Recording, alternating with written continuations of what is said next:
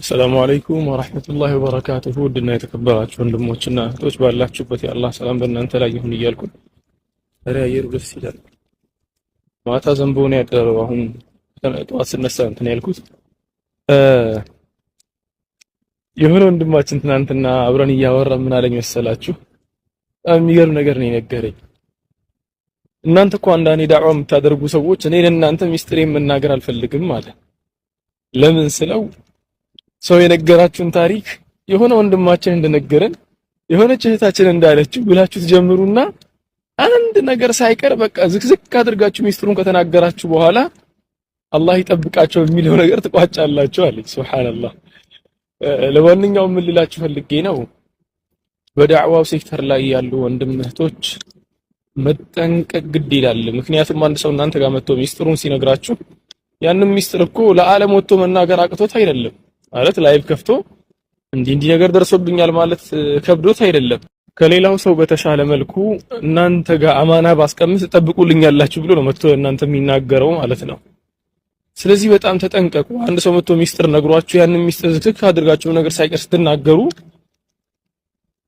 አንደኛ ነገር አማና መብላት የሚሆንባችኋል፣ አማና ማበላሸት ነው እና ተጠንቀቁ። እንጠንቀቅ ለማለት ያክል ነው። የሰው ሚስጥር ነው።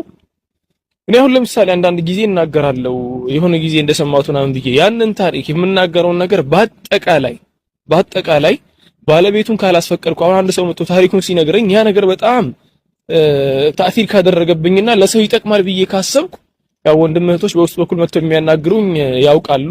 አስፈቅዳቸዋለሁ። መጀመሪያ ይሄንን ታሪክ ሰዎች ስለሚማሩበት እንዴት ትላላችሁ በሚል አስፈቅዳቸዋለሁ። አንድ ሁለተኛ ነገር ካስፈቀድኩ በኋላም ገጸ ባህሪያትን በጣም እቀያይራለሁ። ምክንያቱም እንደወረደ አምጥቼ ማመጣ ከሆነ ጥሩ አይመጣም።